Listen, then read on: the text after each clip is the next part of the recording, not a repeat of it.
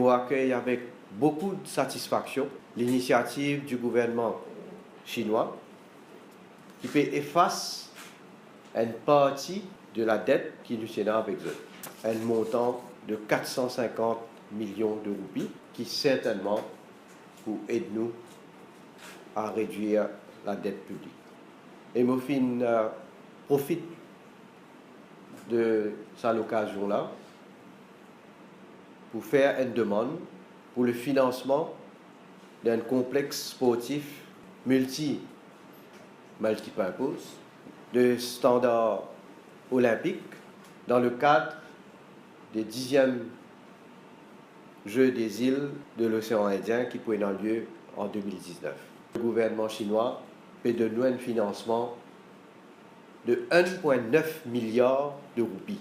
Il y a en partie grant et il y a en partie un loan sans intérêt. Complexe sportif là, il faut comprendre une piscine, un gymnase multipurpose, un stade, football, et ça projet là pour implémenter soit un accord de G2G. Nous faisons aussi un échange de documents par rapport à 30 bus semi-low flow additionnels. Et ça vient don du gouvernement chinois. Nous faisons aussi l'occasion pour discuter avec le vice-ministre du Commerce le déséquilibre commercial qui est là entre Maurice et la Chine. Donc, nous finissons un Memorandum of Understanding par rapport à une Joint Feasibility Study pour Mauritius-China Free Trade Agreement. Nous sommes les représentants d'une compagnie qui s'appelle LHF, Marine Development Limited, pour faire un fishing terminal dans Port-Louis. Et actuellement, je design des bateaux qui sont en construction. Au total, je tenais l'objectif pour construire 6 bateaux. Je mobilise 3,6 milliards de roupies pour la construction d'un port de pêche à Bain-des-Dames.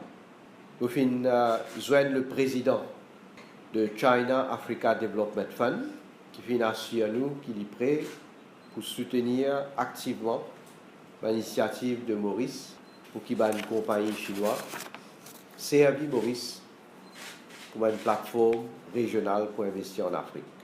Là, nous avons l'occasion de négocier avec le gouvernement chinois pour nous capables de gagner un financement pour un projet d'envergure, d'infrastructure, promouvoir l'île Maurice comme une plateforme d'investissement.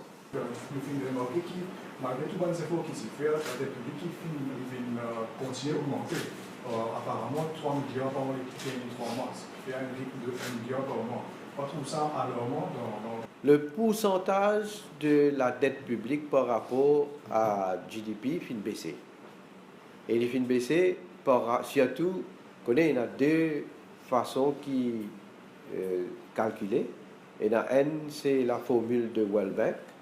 Et une, c'est la formule de la loi qui nous passe ici nous-mêmes. Mais par rapport à la formule de World Bank, les fins diminuer. Évidemment, ça geste de la Chine envers nous pour write-off 450 millions de roupies.